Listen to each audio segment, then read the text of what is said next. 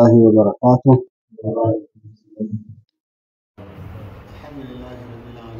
والصلاة والسلام على أشرف الأنبياء والمرسلين سيدنا محمد وعلى آله وصحبه أجمعين، وبعد.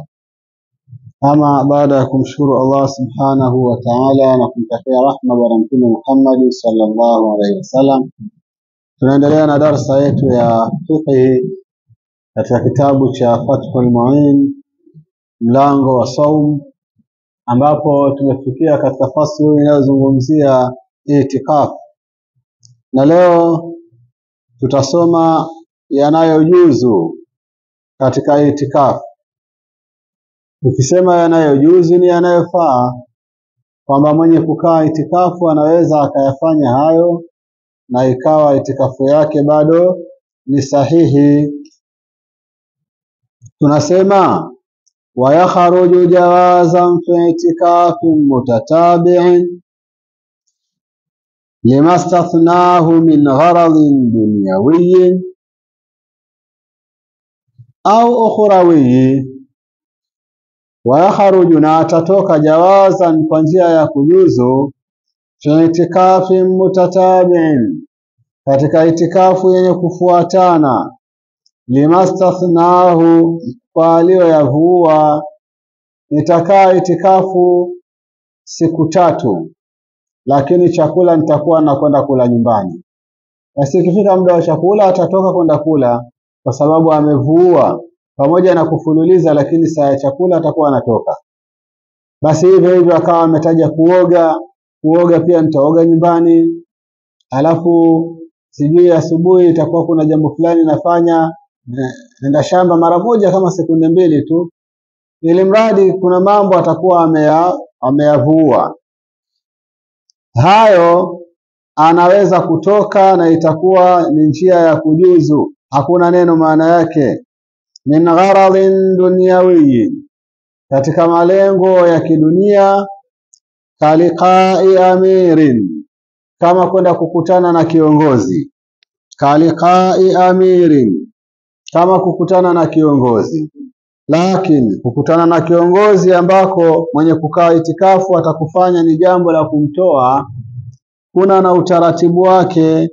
Hapa asema ayli hajati miktalat furujahu liliqaihi, hiyo kuna haja ambayo imehukumilia imepelekea kutoka kwake kwa ajili ya kukutana naye. La mujarrad tafarruj anhu, si mujarrad tu kwenda kufarijika naye. Yani kiongozi ima anakaa hapo kijijini, ama anakaa mbali anafanya kuja, lakini wewe una jambo lako ambalo ulikuwa unategemea sana, siku nikimuona tendaji, siku nikimuona ujui mkuu wa wilaya, siku nikimuona fulani. Sasa tayari na yeye amekuja. Kama amekuja, wewe upo msikitini kwenye itikafu, unaweza ukatoka kwa ajili ya kwenda kuonana naye, ili kuna haja ambayo pengine kwa kuonana na yeye ikawa nyepesi, mambo yakenda. Na anasema kwa ajili ya haja ambayo imehukumilia yeye kutoka kwake ili akakutane naye, sio tu kwamba leo amekuja mkuu wa nani, mkuu wa wilaya, na yule mimi najuana naye yule, ngoja nitoke angalau kasalimiana naye. Unatoka kusalimiana pale, unaendelea tu kupata fahari kwamba yule bana wamekaa kiti kimoja na mkuu wa wilaya na nini. Hapana, ile haitakuwa sababu ya wewe kutoka kwenye itikafu, na ukitoka itakuwa hapo umeharibu itikafu yako. Halafu au ukhrawiyin, au unaweza kutoka kwa njia ya kujuzu kwa ajili ya lengo la kiakhira. Kawudhuin, kama kwenda kutawadha. Wa ghuslin masnunin, na josho la sunna. Wa iadati maridhin, na kumwamkia mgonjwa. Yuko mgonjwa ukaona ngoja nikamsalimie, haina neno. Wa ta'ziyati musabin, na kumuani mwenye kupatwa na msiba. Ta'ziyatu musabin, kumuani mwenye kupatwa na msiba. Wa ziyarati qadimin min safari, na kumzuru mwenye kufika kutoka safari. Lakini sio safari mtu ametoka mmekwenda Chongoleani tangu juzi karudi leo. Tegemea na safari nayo pia. Safari ndefu, umekaa muda mrefu, akirudi una kila sababu ya mtu kwenda kumuona. Basi hata wewe leo itikafu waweza ukakata itikafu kwenda kumsalimia kisha ukarudi zako. Wayabtulu, na itikafu itabatilika bijimai, kwa kujamii. Kufanya tendo la ndoa, itikafu itabatilika, haipo tena. Wayabtulu, na itabatilika ala itikafu bijima'in, kwa kufanya tendo la ndoa. Ikiwa umetoka umekwenda nyumbani ukaenda ukafanya jambo hilo, itikafu yako imekatika. Wa inistafnahu, hata akivua kwamba mimi nitakaa itikafu siku 4, lakini alafu itakuwa siku moja natoka naenda kufanya jambo nyumbani. Istisnai ya namna hiyo haitoswihi. Kwa maana hiyo ukilifanya hilo, itikafu yako itakuwa batil. Au kana min tariqi qada'il haja, au ilikuwa ni katika njia ya kukizi haja, kwa sababu ameambiwa kuna kukizi haja. Kwa hiyo akiumwa na njaa anaenda kukizi haja hiyo ya nini, ya kula chakula. Akipatwa labda na kiu anaenda kunywa maji. Sasa na hiyo nayo akaifanya ni haja.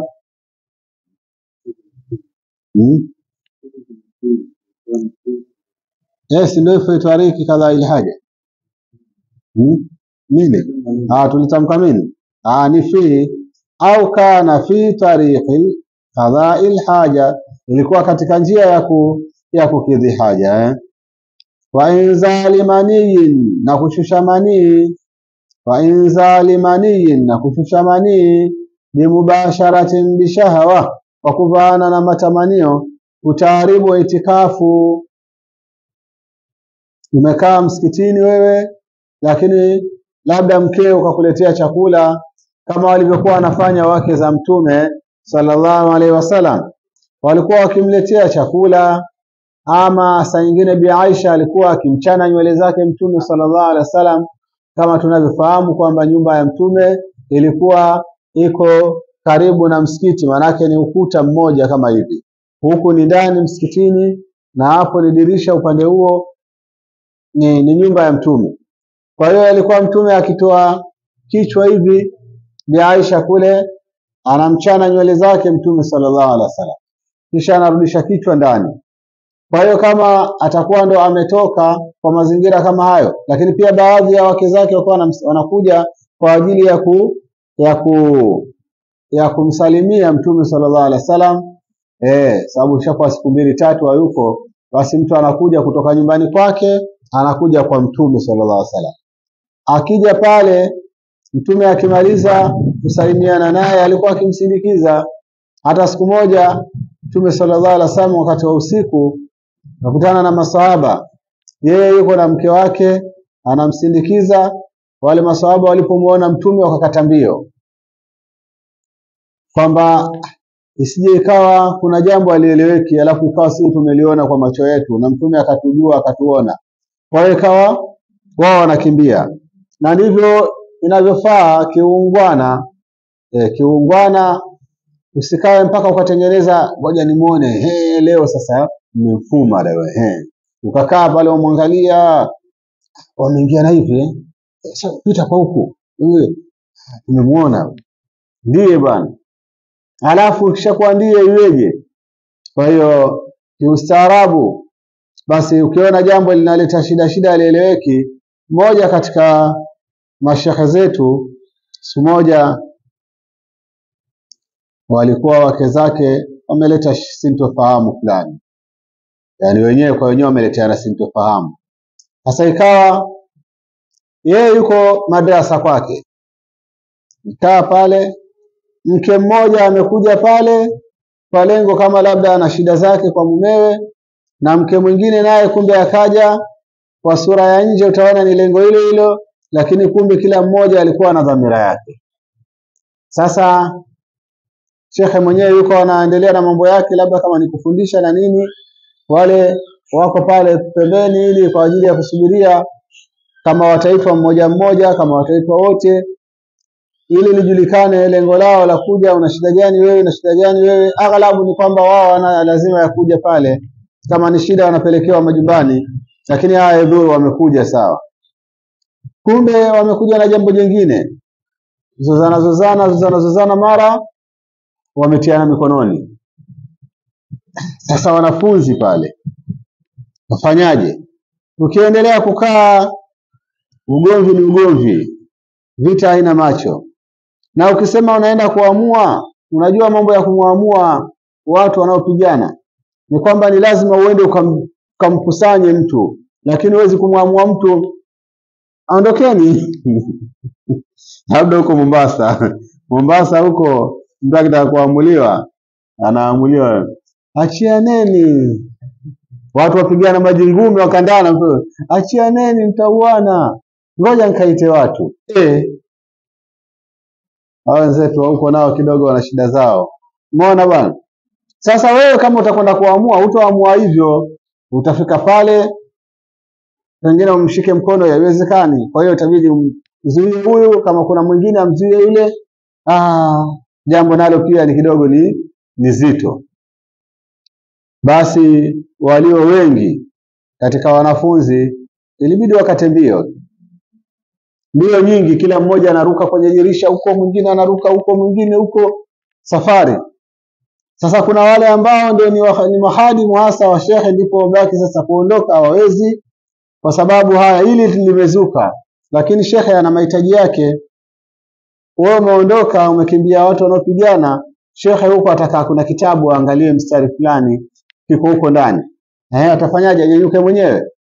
Sasa wale wakawa ndipo wamebaki. Basi wenyewe walijua walitumia mbinu gani, maana ishakuwa lisilobudi utendwa. Kwa ala kuli hali, ukiona jambo ambalo halitokuwa na sura nzuri baadaye, kwa sababu kuna maisha baada ya jambo wewe sasa ushamuona yule mtu, ushamfuatilia mpaka ushamjua, alafu baadaye kwa kuogopia ile baadaye, basi mtu unatakiwa uchukue tahadhari. Ukiona jambo halina sura nzuri, jiepushe, usiwe umeliona. Walipomwona mtume wakaanza kukaza mwendo. Mtume sallallahu akamwambia, ala rislakuma, taratibuni, innahu Safiyatu zaujati. Kama sio Sauda ni Safia mmoja wapo. Huyu ni Sofia au ni Sauda mke wangu huyu. Ndipo wakabaki kujingatangata, mtume sisi hatujazania hivyo zile.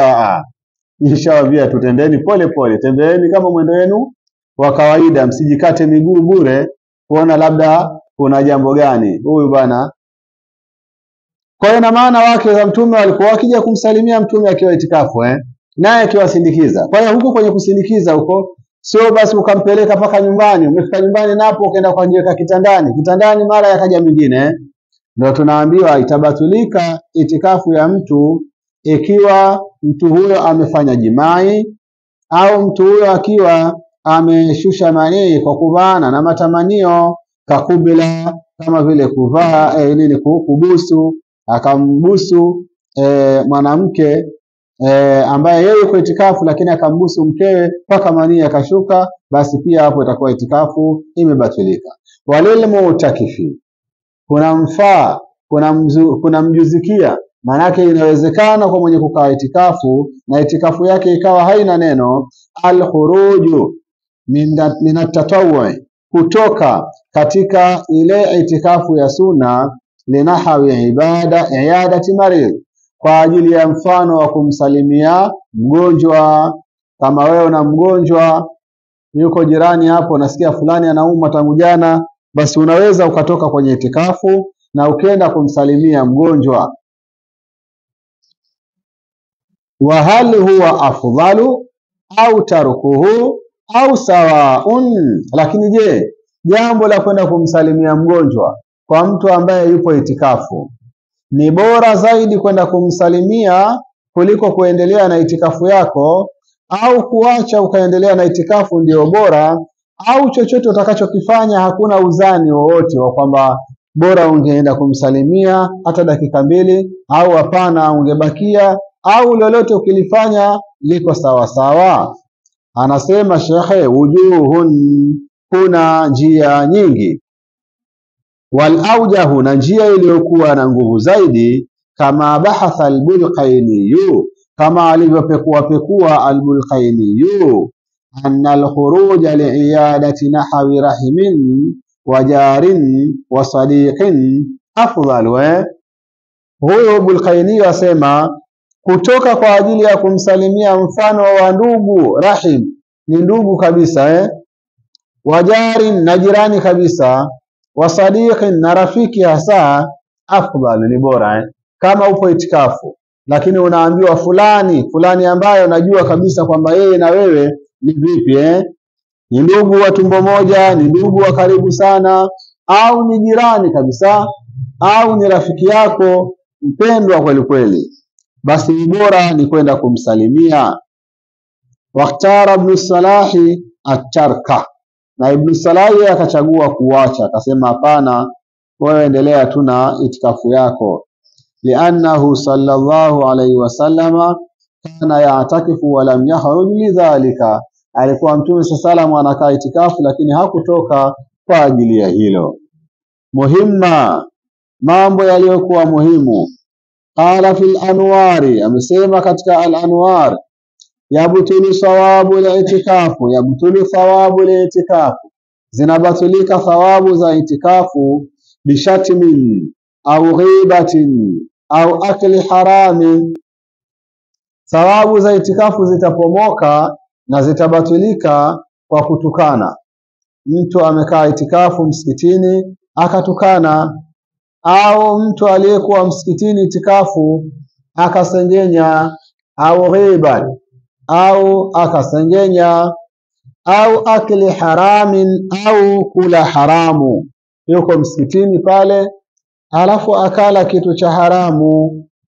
Ni haramu kwamba hicho kitu chenyewe ni haramu, au ni kitu halali lakini kimepatikana kwa njia ya haramu, bado kinakuwa haramu. Nyama ya ng'ombe lakini ya kuiba haramu. Thawabu zitabatulika, kwa hiyo mtu huyo atakuwa ni kama hakukaa itikaf. Faslu fi sawmi tatawwu'i, baada ya kumaliza itikafu, na kwa kuwa mlango wetu ulikuwa ni mlango wa saum, tunaendelea na saumu ya sunna, ndivyo au kwa kuna walahu min alfadhail, ina saumu ya sunna katika fadhila, walmathuba na thawabu, ma la yuhsihi illa Allahu ta'ala, ambazo hazidhibiti ila Mwenyezi Mungu hali ya kuwa ametukuka. Saumu ya sunna ina thawabu ambazo hakuna anayeweza kuzidhibiti akasema thawabu 100, thawabu 500, thawabu 1000. Hakuna anayeweza kudhibiti idadi ya saumu ya thawabu za saumu za sunna ila Mwenyezi Mungu mwenyewe. Wa min thamma, na kutokana na hilo au na kutokana na hapo, adhafahu ta'ala ilayhi, ameitegemeza Mwenyezi Mungu aliyakuwa ametukuka kwake yeye, duna ghairihi, kinyume cha ibada nyingine. Wanakusudia saumu akaitegemeza kwake kinyume cha ibada nyingine, minala ibadati, miongoni mwa ibada, kwamba zote hizo zikabakia ziko, lakini ibada ya funga akaitegemeza kwake. Faqal, akasema Mwenyezi Mungu, kullu amali ibn adam la, amali zote za mwanadamu ni za kwake. Kullu amali ibn adam la, amali zote za mwanadamu ni za kwake, illa saum, isipokuwa saumu. Fa innahu li, hakika saumu ni ya kwangu mimi, wa ana ajizi bi, na mimi ndiye ninayelipa.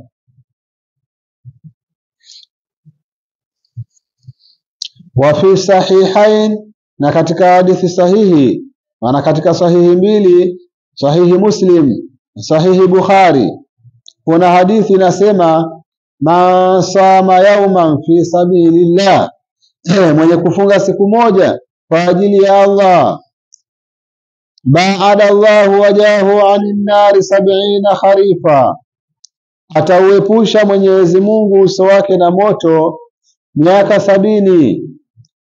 Ukiepushwa na moto uso wako, wewe huwezi kubaki motoni.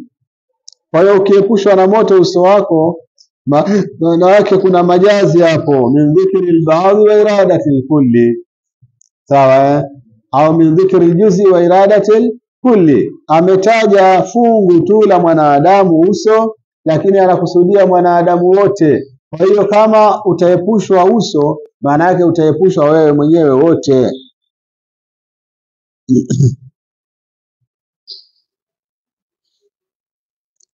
Wa yusannu mutaakida, na kuna suniwa hali ya kukokotezwa.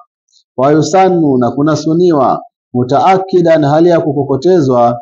Saumu yaumi Arafa, kufunga siku ya Arafa, kufunga siku ya Arafa, kufunga siku ya Arafa. Lighairi haji, kwa asiyekuwa mwenye kuhiji. Lighairi haji, kwa asiyekuwa mwenye kuhiji. Ama mwenye kuhiji yeye siku ile ya Arafa yeye anakuwa anakula kama kawaida, sawa, anakula kama kawaida. Sema tu saa nyingine hicho kizaazaa kilichowapo hata huko kula kwenyewe kwanza atawawaza kula, mimi pia nishasahau kama ile siku nilikula au sikula mchana. Umeona nimesahau kama ile siku mchana ile nilikula au sikula, sababu ile siku inakuwa na kizaazaa kikubwa. Maji watu wanakunywa kweli kweli, wanajua lilivyokuwa kali. Ukisimama na chupa yako ya maji dakika 2 hayanyweki tena, urudi ndani kama kuna maji mengine ukachukue, lakini pale nje ulipo wezi. Na kama inavyofahamika nchi ile, miti yenyewe unaweza kukuta sehemu kuna kijimti lakini kimepumbaa, yani miti ya kivuli kabisa, kwa ni jambo na unalitafuta kweli kweli. Kwa hiyo haufungi ukiwa huko ni haji. Kwa unaangalia kile kizaazao ulichokuwa nacho tu, nacho ni saumu tosha. Hata hiyo siku ya sikukuu unaweza ukakaa siku ya Idi wala hujui kama leo ni sikukuu. Kama ni mtu umezoea kula, ni mtu mmero, mtu mroho, waweza kukasirika pia, kwa sababu waweza kafika saa 6 hujatia riziki tumboni. Kama utajifosi labda utakunywa hayo maji, lakini saa 6 hujala na wala hujui utakula wala huli saa nyingine. Maana pengine mshatoka huko mlikotoka, kambi imehama. Alafu kambi ilikohama na hapo mlipokuja ni mbali tofauti kabisa. Alafu pengine kurudi ni usiku. Na mtu akitoka huko akija pale, ajulikani kiongozi, ajulikani raia, wote watu wamekuja kwa ajili ya ibada.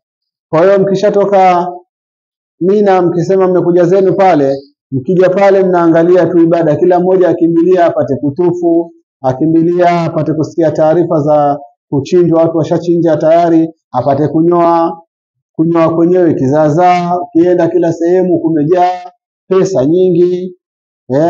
Sijui kama kuna sehemu watu wananyolewa kwa ghali kuliko kule. Unaweza kunyolewa wewe hata kwa shilingi 30,000 ya Tanzania, hata 20,000 na kunyolewa tu kipara. Maana riali unaweza ukaenda ukanyolewa kwa riali 30. Riali 10 nafikiri na kama shilingi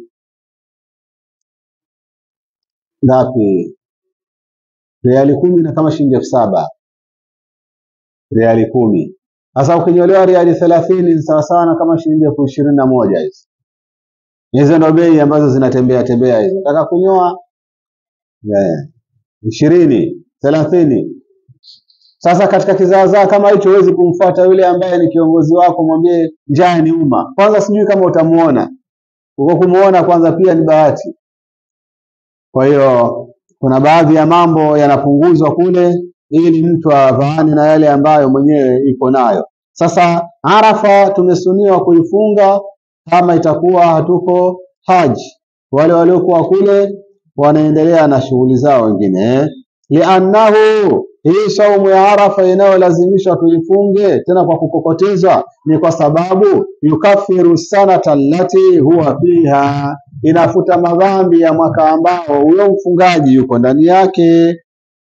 wallati ba'daha, na mwaka ambao uko baada yake, kama fi khabari Muslim, kama ilivyo katika hadithi ya Muslim. Wa huwa na hiyo Arafa, saumu ya Arafa, tasimu Dhulhijja, ni siku ya 9 ya mfungo 3.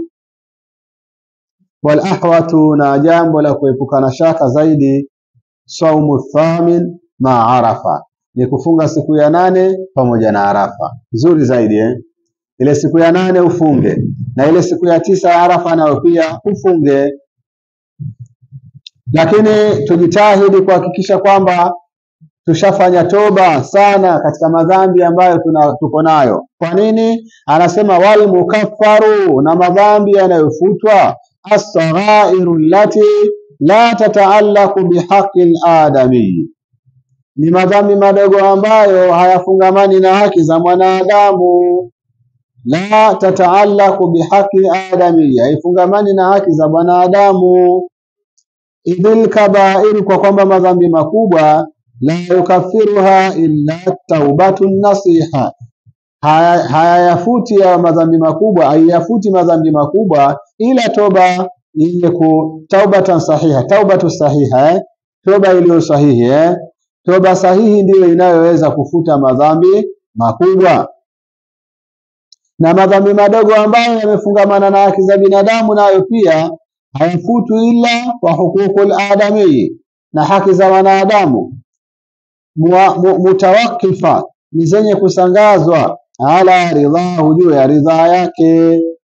Kama mtu umemtukana, kama mtu umemwibia kitu, basi ili usamehewe na Mwenyezi Mungu, ni ile uliyemwibia mrudishie kitu chake, au mtake radhi, jamani, nilichukua mimi hiki lakini uwezo wa kukilipa sina, naomba mnisamehe. Akusamehe.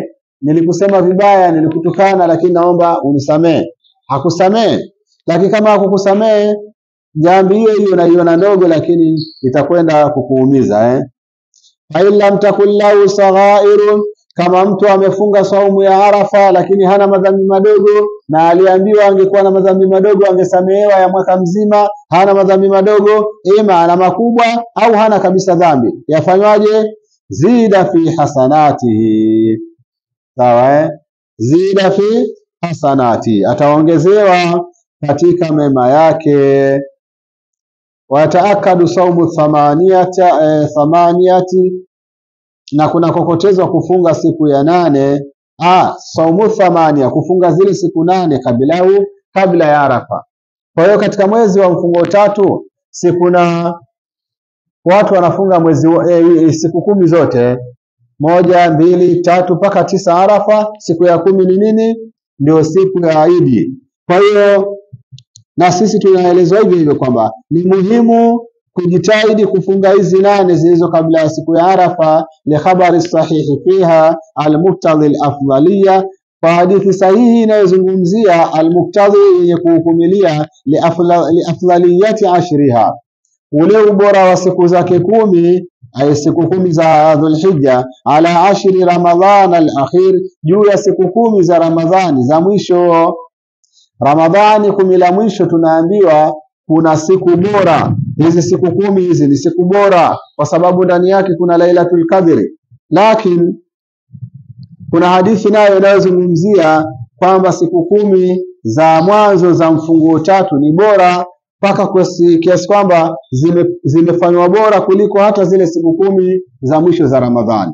Kama hivyo ndivyo, basi kufanya amali njema ndani ya kipindi hicho ni bora, na miongoni mwa amali njema ni funga. Kwa hiyo kama tutafunga kuanzia mwezi mosi Dhulhijja, mwezi pili mpaka ifikie mwezi 9, alafu tujitumalizie ile mwezi 10 kwa Eid, basi itakuwa ni bora zaidi. Inshallah tuishilie hapa.